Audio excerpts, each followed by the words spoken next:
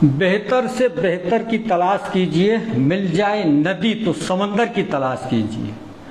टूट जाते हैं कम अनुभवी चेहरे, कम अनुभवी शीशे पत्थर की चोट से, टूट जाए पत्थर ऐसे शीशे की तलाश कीजिए। साथियों नमस्कार, हम भरतपुर संभाग की 19 विधानसभा सीटों पर अनवरत रूप से आपको यात्रा करा रहे हैं, उन लोगों से मिलाने का प्रयास करा रहे हैं जो चुनाव के मैदान में हैं, दावेदारी कर रहे हैं। आने वाले दिनों में जब सिंबल मिलेंगे तो उन्हीं में से किसी को सिंबल मिलेगा। एक एक विधानसभा सीट पर एक एक पार्टी की ओर से एक एक प्रत्याशी घोषित किया जाएगा। धौलपुर जिले की बसेड़ी विधानसभा सुरक्षित सीट है। एससी वर्ग के लिए आरक्षित सीट से पूर्व में विधायक रह चुके सुखराम कोहली इस समय सीधे लाइव आपके साथ जुड़े हुए हैं। इनसे चर्चा को आगे बढ़ाते हैं। सुखराम जी, एक बार हमारे दर्शकों के साथ सभी संवाद फॉर यू के सभी दर्शकों को मेरा बहुत बहुत अभिनंदन, स्वागत। और हमारे इस संवाद फॉर यू के जिस तरह से चारों तरफ यात्रा हो रही है चुनावी समर के समय में, ऐसे हमारे ओजस्वी और संघर्षशील भाई राजवीर जी का आपका भी बहुत बहुत आभार और अभिनंदन। दौलतराम सैनी आपको नमस्कार कर रहे हैं। पहले नमस्कार भाई। क्या चल रहा है आजकल पार्टी के स्तर पर? अभी फिलहाल तो पार्टी के स्तर पर तो ये है कि केंद्र सरकार की जो मोदी जी के हमारे 9 साल बेमिसाल कार्यक्रम हुए हैं और उसी में हमारे पार्टी ने विविध कार्यक्रम आयोजित किए हैं। और इसी तरह से हमारे प्रदेश नेतृत्व ने जो कार्यक्रम हमें दिए हैं और उन कार्यक्रमों को भी हमने इस पार्टी स्तर पर आदरणीय जिलाध्यक्ष श्रवण कुमार वर्मा जी के नेतृत्व में हम सभी कार्यकर्ताओं ने संपन्न कराए हैं। क्योंकि आपको पता है कि जिस तरह से राजस्थान की सरकार हर मोर्चे पर विफल रही है और दूसरी तरफ केंद्र सरकार आदरणीय नरेंद्र मोदी जी के नेतृत्व में जिस तरह से हर क्षेत्र में सफलता के मापदंड स्थापित किए हैं और जो जनहितैषी योजना है आदरणीय नरेंद्र मोदी जी के 9 साल के कार्यक्रमों की कार्यकाल की, उन योजनाओं को जन जन तक पहुंचाने का हम कार्य कर रहे हैं। और जिस तरह से अपराध और अन्य क्षेत्रों में कांग्रेस सरकार की जो विफलता है उसे भी जन जन तक पहुंचाने का काम कर रहे हैं। अभी हाल ही में 900 अल्पकालिक विस्तारक पार्टी की ओर से पूरे राजस्थान में भेजे गए। क्या योजना है उनको लेकर के? क्या योजना थी? कई लोगों का सवाल है, लोग जानना चाहते हैं। आप अनुभवी हैं इसलिए बताएं कुछ। ये पार्टी की एक सतत प्रक्रिया है जिसमें कार्यकर्ता अपने स्वेच्छा से और पार्टी के हित में कार्य करना चाहता है। और आदरणीय नरेंद्र मोदी जी ने जिस तरह से पूरे विश्व में सफलता के मापदंड स्थापित किए हैं, उन योजनाओं को जन जन तक पहुंचाने का कार्य हमारे इन अल्पकालीन विस्तारकों के माध्यम से किया गया है। इसमें 2 स्तरीय कार्यक्रम थे।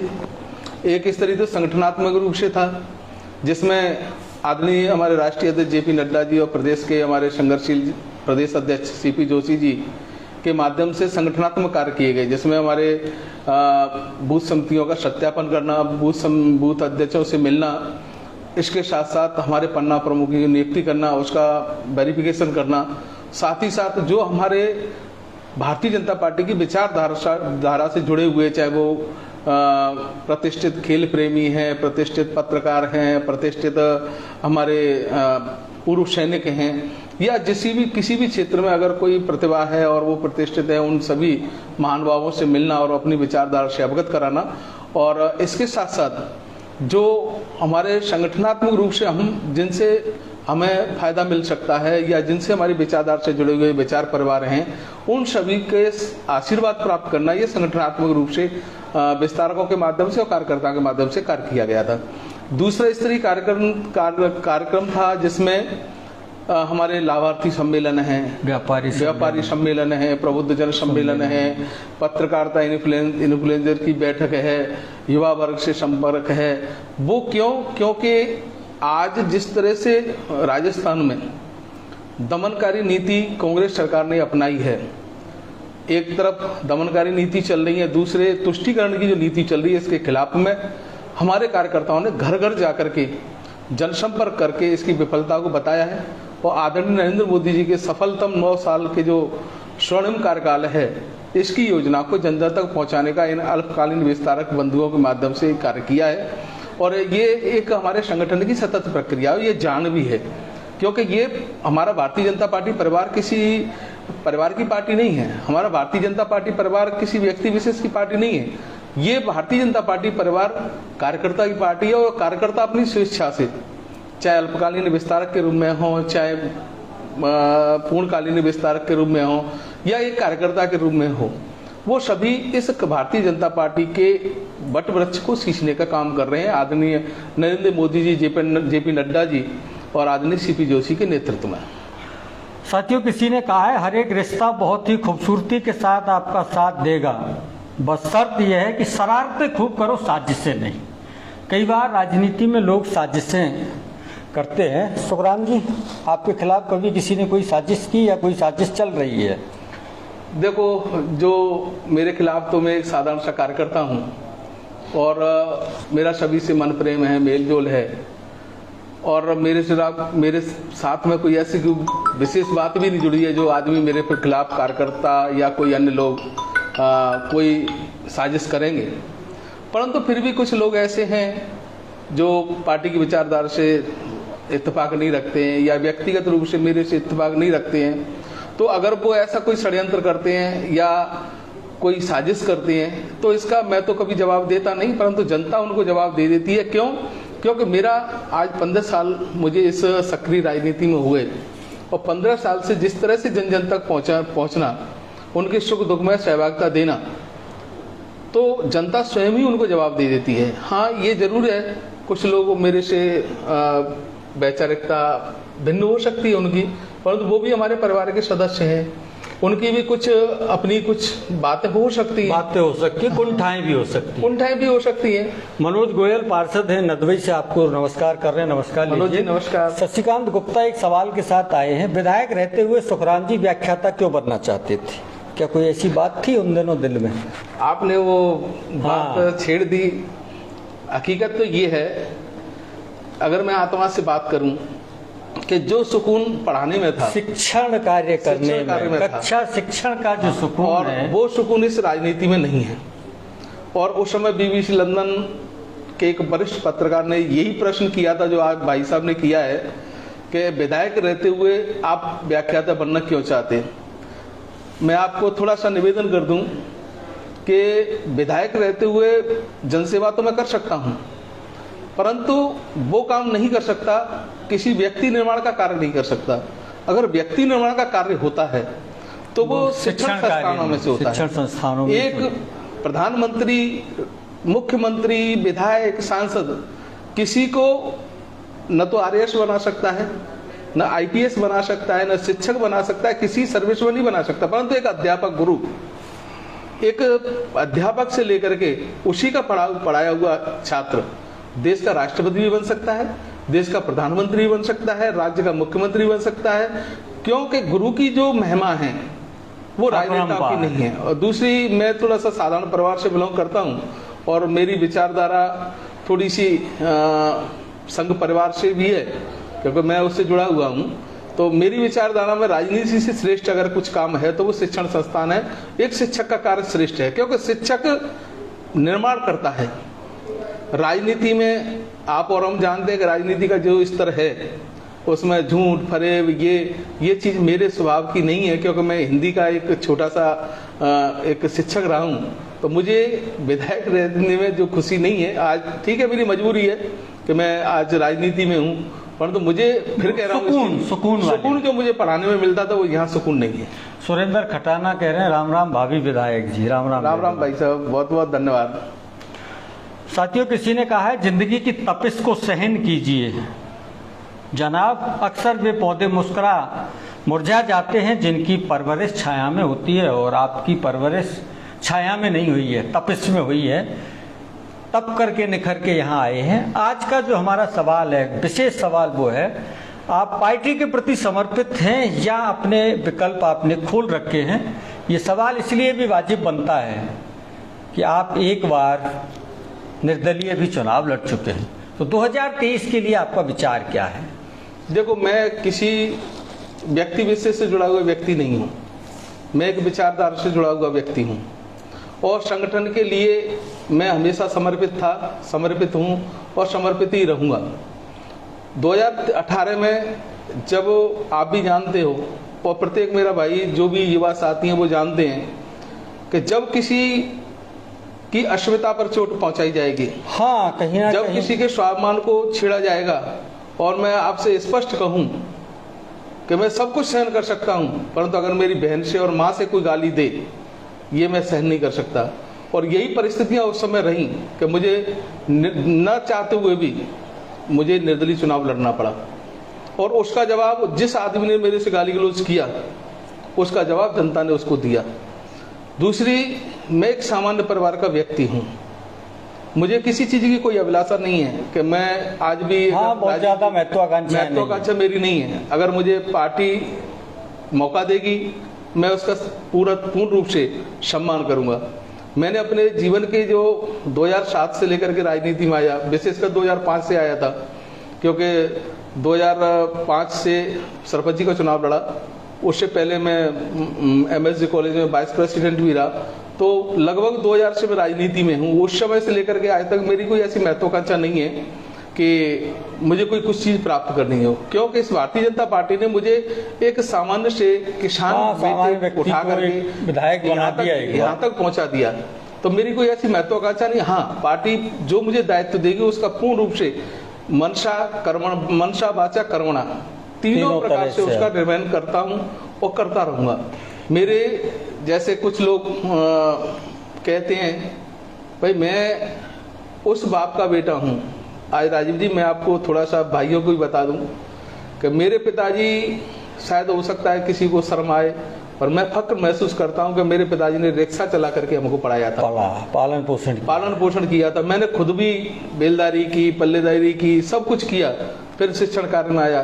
तो मेरी ऐसी कोई महत्वाकांक्षा नहीं है ज्यादा कि मुझे कोई बहुत ज्यादा बड़ा आदमी बनना है, या नहीं मैं राजनीति में नहीं रहूंगा। तो मैं आपके आशीर्वाद, सभी भाइयों के सहयोग और आशीर्वाद से अच्छा भगवान की दुआ से पढ़ा लिखा है, अपनी व्यवस्था अपने कुछ नहीं होगा तो अपन तो पढ़ाने में जो खुशी मिलती है ना, क्या है जो मोदी जी ने कहा था ना कि दो झूला उठा करके चल देंगे, नहीं होगा राजनीति से कोई फर्क नहीं पड़ता, हम तो किसी कॉलेज में फिर पढ़ाने लग जाएंगे। तो मेरी कोई ऐसी बड़ी महत्वाकांक्षा नहीं है। पार्टी अगर मुझे मौका देगी तो मैं उसका सम्मान करूंगा। राज रावत, पुष्पेंद्र पोसवाल, विकास मावई आपको नमस्कार कर रहे हैं। पहले नमस्कार लीजिए। और रावत जी का कहना है कि उनके अनुसार बीजेपी ने आपके साथ गलत किया, आपका टिकट काट करके बक्सेड़ी को कोई आगे ले जा सकता है तो वो सुखराम जी हैं। हम अपने सवाल के इर्द गिर्द रहने का प्रयास करते हैं। 2023 में अब ऐसा कुछ नहीं है, अब पूरी तरह से समर्पित है पार्टी के प्रति, बिल्कुल, या कहीं कोई कोना फिर ऐसा रखा हुआ है कि चुनाव के टाइम पर आया और हम फिर से। राजीव जी, मैं थोड़ा सा बैकग्राउंड में 1 मिनट के लिए हाँ, नहीं बिल्कुल बताएं कि 2018 में जैसे कुछ परिस्थितियां बनी, परंतु उसके बाद में संगठन के लिए जो समर्पित भाव से 3 साल से ज्यादा आदरणीय श्रवण कुमार वर्मा जी, जिलाध्यक्ष जी के नेतृत्व में जिस तरह से हमने संघर्ष किया है, पार्टी को सींचा है, ये धौलपुर का प्रत्येक कार्यकर्ता जानता है। दूसरे थोड़ा सा मैं और बताऊं, जो आपने एक शब्द बोला था कि भारतीय जनता पार्टी ने टिकट काटा, मेरा भारतीय जनता पार्टी ने टिकट नहीं काटा था, मेरा टिकट व्यक्ति विशेष ने काटा था। अच्छा। और व्यक्ति विशेष की ईर्ष्या का कारण क्या हो सकता है मुझे नहीं पता, उनका मेरे से क्या वो हो सकता है। 2013 में मेरा टिकट कटा, 2018 में मेरा टिकट कटा, जबकि मुझ पर किसी प्रकार का एलिगेशन आज तक 20 साल के राजनीतिक करियर में बिल्कुल कोई लांछन नहीं लगाया है। उस व्यक्ति विशेष का मेरे से क्या लेना देना था, क्या था, मुझे नहीं पता। मैं उनका भी सम्मान करता हूं। आज जब पार्टी 2023 में चुनाव लड़ने जा रही है तो जो बैकग्राउंड जनता के लिए खड़ा किया है, आपको थोड़ा सा मैं बसड़ी विधानसभा की बात कर रहा हूं कि एक समुदाय विशेष मेरे साथ जुड़ा हुआ नहीं है, अब तो 36 कौम मेरे साथ जुड़ी हुई है। हाँ, कुछ व्यक्ति कुछ अपवाद हैं, कुछ व्यक्ति हैं जो उंगलियों पे गिनने वाले हैं, वो मेरा आज भी विरोध कर रहे हैं। करें, स्वागत है उनका, वो भी मेरे परिवार के सदस्य, लोकतंत्र में वो भी मेरे या तो चाचा हैं या भैया हैं या कोई न किसी रिश्ते में लगते हैं, और उनका अधिकार भी है मेरा विरोध करना। अगर मैं उनकी विचारधारा पर खरा नहीं उतरता हूँ तो मैं उनका स्वागत करता हूँ। और फिर आप तो हिंदी से हो, मैं भी हिंदी से हूँ, कि निंदक नेरे राखिए आंगन कुटी छवाए, बिन पानी साबुन बिना निर्मल करे सुवाए। जब वो मेरा विरोध करते हैं ना तो मेरे अंदर और ज्यादा निखार आता है और मैं जो गलती करने वाला होता भी हूं तो उस गलती को करने की कोशिश नहीं करता। क्यों? क्योंकि मैं एक बहुत ही सम्मानीय पार्टी से एक बिलोंग करता हूं मैं। और रही 2023 के चुनाव की, 2023 के चुनाव में पार्टी जिसको भी टिकट देगी मन से और धन से मैं उसका साथ दूंगा। अगर पार्टी मुझे मौका देती है तो मैं उस चीज का सम्मान करूंगा। पसेड़ी विधानसभा क्षेत्र की कोई 2, 3, 4 प्रमुख समस्याएं जिनका समाधान करना आपके लिए लगता है कि जरूरी है। बसेड़ी विधानसभा में मेनली तो शिक्षा का जो स्तर इस समय है वो बहुत जरूरी है। क्योंकि आज जिस तरह से हमारे पूरे बसेड़ी विधानसभा की लाइफलाइन पत्थर हुआ करता था और जिस पत्थर से लाल किला कभी बना, जिस पत्थर से आज की डेट में राम मंदिर, भगवान श्री राम के मंदिर में हमारे इस धौलपुर के पत्थर को सौभाग्य मिला है लगने का, जिस पत्थर से तुम्हारी सेंटर बेटा उसमें पत्थर लगा, आज वही पत्थर के व्यवसाय हमारा पूरा खून के आंसू रो रहा है। क्योंकि इस कांग्रेसियों ने फॉरेस्ट डिपार्टमेंट को खुली छूट दे रखी है, माइंस डिपार्टमेंट को खुली छूट दे रखी है और जितनी भी हमारा पत्थर व्यवसायी है जो मजदूर उसमें लगा था आज खून के आंसू रो रहा है। मैं अगर भगवान मुझे मौका देता है तो जो हमारे कुछ खनिज से संबंधित समस्या हैं उन समस्याओं का समाधान करूंगा। दूसरे हमारे चिकित्सा की स्थिति ज्यादा ठीक नहीं है, उसमें भी समाधान होना बहुत जरूरी है। और बसेड़ी विधानसभा 2 क्षेत्रों में विभाजित है, एक तो प्लेन एरिया है, दूसरा नादनपुर से और उधर एमपी से लगा हुआ है, पूरा टोटल जांग क्षेत्र है। पेयजल की बहुत समस्या है और आदरणीय नरेंद्र मोदी ने जल शक्ति मंत्रालय के माध्यम से गजेंद्र सिंह शेखावत जी ने बहुत पैसा दिया है, परंतु उसका इस सिटिंग विधायक की हठधर्मिता और विभाग की एक तरह से क्या कहें अनदेखी के कारण ये पूरी योजना ठेकेदारों के भेंट चढ़ गई है। और सीधे शब्दों में कहूँ मैं तो ये कहूंगा कि विधायक और ये ठेकेदार के और कर्मचारी जो लगे हुए हैं उनके कमीशन की भेंट चढ़ गई है, जो सभी जगह ऐसा है। तो पानी की समस्या का एक समस्या इस समय है, मैं चाहूंगा कि थोड़ी सी शायद आपके लिए भी अलग हो सकती है। जो पोस्ट ऑफिस है सर्वोत्तराम में, जो पोस्ट ऑफिस है सर्वोत्तराम में, पोस्ट ऑफिस में लगभग ज्यादा नहीं हजारों आदमी हैं जिन्होंने कभी अपने खून पसीने की 1-1 रुपए करके जमा कराए थे। और उस समय ऑफलाइन हुआ करता था, ये सब मामला ऑफलाइन था। ऑफलाइन होने के बाद में वर्तमान में प्रेजेंट अब मैं जब आपसे बात कर रहा हूँ इस समय तक की बात कर रहा हूँ कि न तो धौलपुर के मुख्य पोस्ट मास्टर उसकी सुनने को तैयार है, न सर्वोत्तरा का सुनने को तैयार है। पोस्ट विभाग जो पोस्ट ऑफिस विभाग है आज उसको ऑनलाइन करके आज कम से कम हजारों लोग बेचारे प्रतिदिन चक्कर काट रहे हैं अपनी जो खून पसीने की कमाई जमा की थी उसको वापस लेने के लिए। अच्छा, हाँ। और मैं तो ये कहूंगा कि अगर संभव हुआ तो इन जिन्होंने ऐसा किया है उनके प्रति एसओजी की जांच होनी चाहिए और एसओजी जांच करेगी तब मालूम पड़ेगा कितना करोड़ का घोटाला इसमें सिद्ध होगा। दूसरे यहाँ पर जिस तरह से देखो बड़ी एक विडंबना बताऊंगा आपको कि आज से लेकर के लगभग आदरणीय गंगाराम बाबा जिस समय सांसद थे उससे 10 साल पहले से और लगभग 100 साल पहले से एक रास्ता जाता था सरमतरा से झिरी, महंकाल बाबा के सामने मंदिर के सामने होता हुआ झिरी और बम्परा तक जाता था और उसी से लोग मध्य प्रदेश के लिए जाते थे। फिर धीरे धीरे आदरणीय गंगाराम बाबा के समय के आसपास सांसद थे उस समय उस पर रोड डली। रोड जिस रास्ते से गई वो इतनी पुरानी रोड है, पीडब्ल्यू डिपार्टमेंट की इतनी अच्छी मेहरबानी विधायक के ऊपर थी कि विधायक ने वहां पे जमीन खरीदी। अच्छा, विधायक के पुत्र ने जमीन खरीदी और जो रोड उस जमीन में होके जाता था उस रोड को ही आज हटाने की स्थिति में है। अच्छा, और उसको रोड को ही शिफ्ट कर रहे हैं। इतनी मेहरबानी फॉरेस्ट डिपार्टमेंट की है। एक तो ये मैटर है कि विधायक की जमीन होने के कारण रोड को ही जो 50 साल पुराना रोड है उसे हटा करके दूसरी जगह से निकाल रहे हैं। और दूसरी स्थिति क्या है कि जो 100 साल से जो लोग बाग जमीन पर बसे हुए हैं, हवेलियां हैं पुरानी 100 साल पुरानी, उनको नगर पालिका के माध्यम से उन्हें नोटिस दिए जा रहे हैं, उन्हें पैसे जमा कराने के लिए किया जा रहा है और बेदखल करने की जो कार्रवाई चल रही है ये बहुत ही आज हमारे सरमोत्रा की सबसे बड़ी बसेड़ी विधानसभा की समस्या है। अगर दूसरी हम करें कि हमारा जो जिस तरह से नादनपुर का क्षेत्र है एकमात्र हमारे लिए नादनपुर से लेकर के खेमरी तक और शहपुर क्षेत्र में बाड़ी क्षेत्र में जो हमारे लाइफलाइन बना हुआ है वो आंगई का डैम बना हुआ है।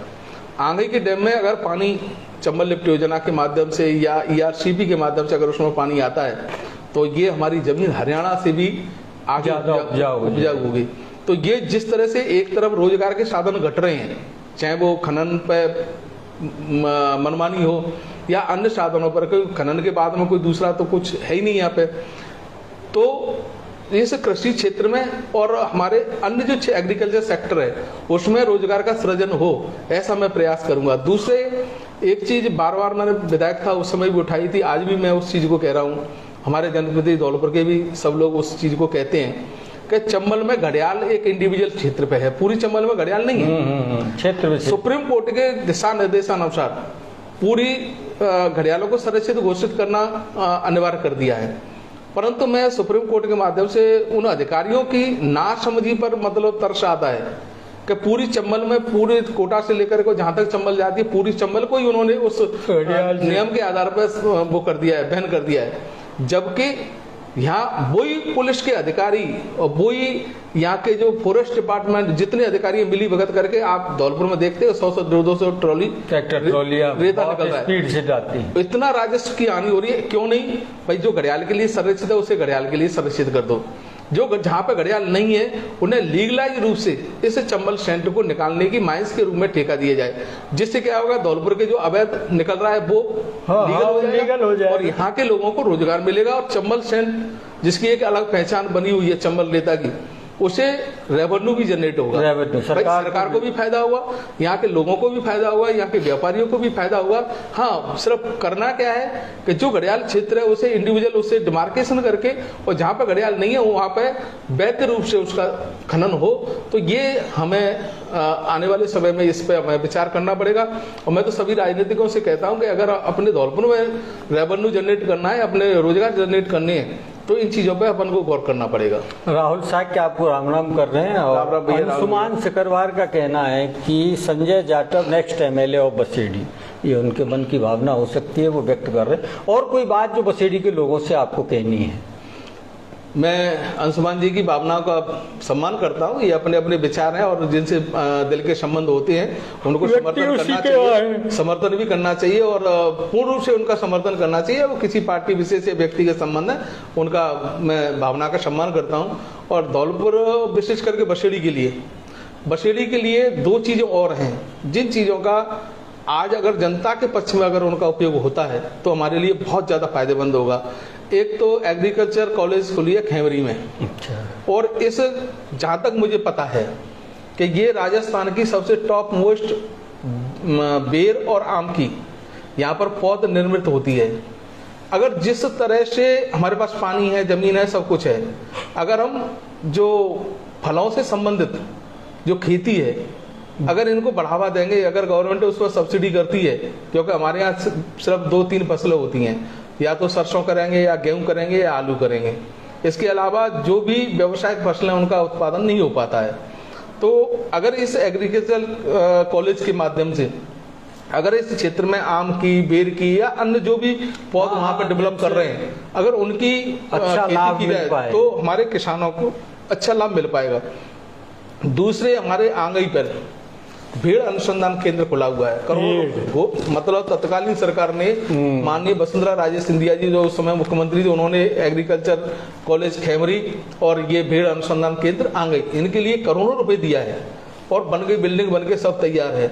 अगर हमारा जो डांग क्षेत्र, देखो विचार करने की बात है राजवीर जी कि एक क्षेत्र प्लेन है जहां पर हमारे लिए क्या है एग्रीकल्चर कॉलेज उन्होंने दिया, तो अगर उस प्लेन एरिया में अगर हम फलदार या जो वृक्ष हैं या जो खेती होती है उसको अगर बढ़ावा दें तो वहाँ के लोगों को वो फायदा मिलेगा, रोजगार। दूसरा क्षेत्र नादरपुर से इस साइड में डांग क्षेत्र जहाँ पर जंगल हैं, पहाड़ी इलाका है, अगर यहाँ पर हम मैडम ने सोच समझ के क्या दे दिया, आंगई पर भेड़ अनुसंधान केंद्र। अगर भेड़ों की और बकरियों की अच्छी नस्ल की बकरियां यहाँ पर मिनिमम रेट पर या सब्सिडी के आधार पर अगर किसानों को 2-2, 4-4, 5-5 देंगे तो यहाँ के लोगों जो रोजगार उनसे छिना है माइंस के रूप में, अगर उसको यहाँ करें उसके स्थान पर यहाँ पर हो सकता है। तो मेरा प्रयास ये है कि दोनों चीजों का हमें इस जनता के हित में बसेड़ी विधानसभा के रूप में उसका हमें फायदा मिलना चाहिए।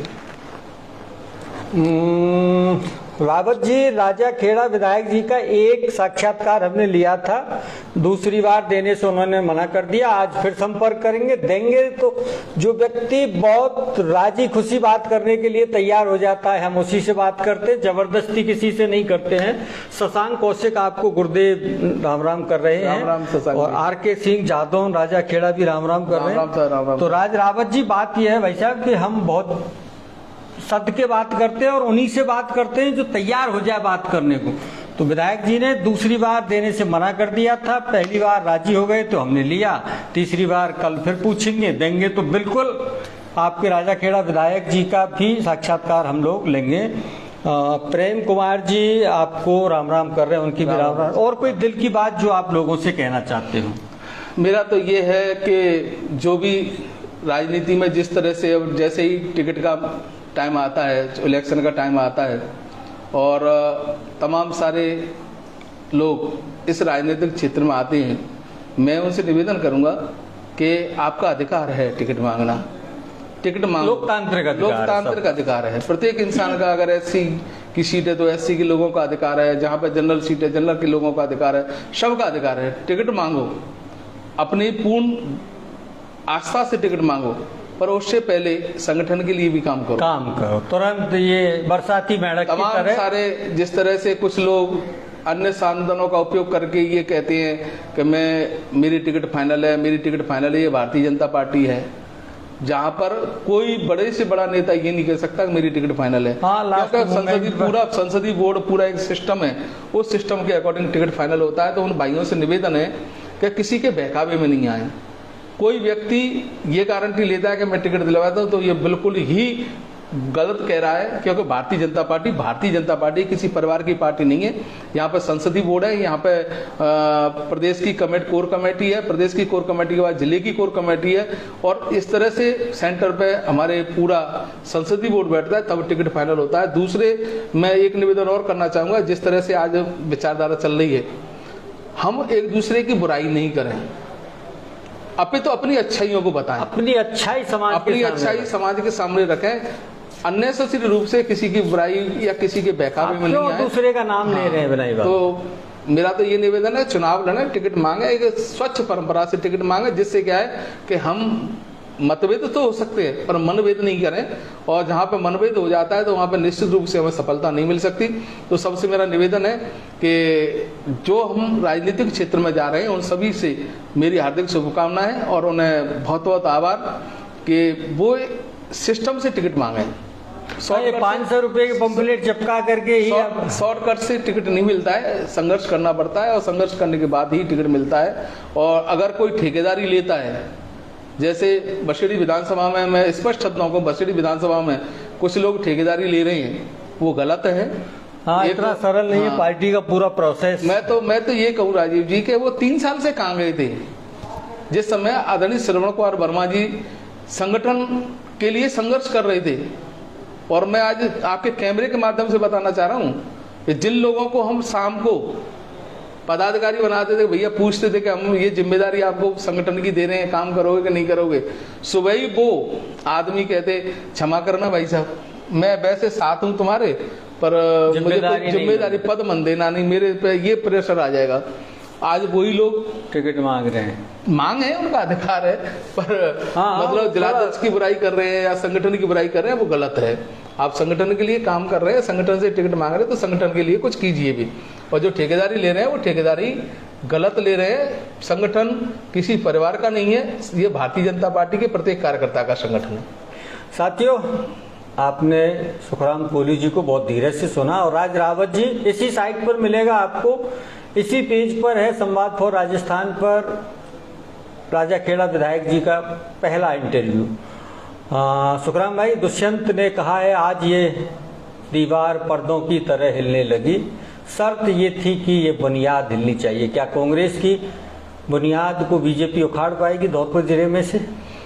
देखो, ये तो समय निर्धारित करेगा, जनता निर्धारित करेगी, मैं कोई भविष्यवाणी करने वाला नहीं हूँ। हाँ, परंतु इतना निश्चित है कि जिस तरह से कांग्रेस की कुशासन की ये कुचक्र चला है, तो बुनियाद सिर्फ धौलपुर में ही नहीं पूरे राजस्थान में हिलना तय है। और भारतीय जनता पार्टी की जो सरकार बननी है आदरणीय नरेंद्र मोदी जी के नेतृत्व में, वो सरकार ही नहीं बनेगी, एक कीर्तिमान स्थापित होगा।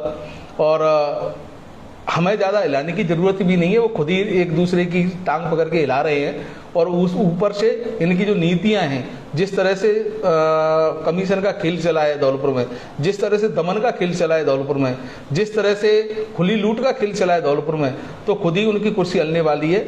और भारतीय जनता पार्टी तो सिर्फ एक स्वच्छ परंपरा के अनुसार संघर्ष कर रही है जनता के लिए, और जनता के लिए संघर्ष करती रहेगी, और वही जनता फिर भारतीय जनता पार्टी को सिरमौर बनाएगी। सिर्फ हंगामा खड़ा करना मेरा कोई मकसद नहीं है, मेरी कोशिश है ये सूरत बदलनी चाहिए। तेरे सीने में ना सही, मेरे सीने में सही हो कहीं भी आग, लेकिन लोकतंत्र की चिंगारी जलती रहनी चाहिए। साथियों, इस चिंगारी को जला के रखिए ताकि संविधान जिंदा रहे, हमारे आपके सबके अधिकार जिंदा रहे। सुनील कुमार जैन जी और सूरज गुर्जर जी आपको नमस्कार कर रहे हैं, उनकी नमस्कार। आपने नमस्कार, छोटे से संवाद के लिए समय निकाला, बहुत बहुत धन्यवाद। आपका भी बहुत बहुत आभार और धन्यवाद के बयाना से चल करके यहाँ तक आए, और जिस तरह से आप अनवरत रूप से जो चुनावी समर की यात्रा कर रहे हैं और तमाम सारी जो हम जैसे कार्यकर्ता हैं उन कार्यकर्ताओं को एक प्लेटफॉर्म उपलब्ध करा रहे हैं, आपका और इस संवाद पर यू का भी बहुत बहुत आभार।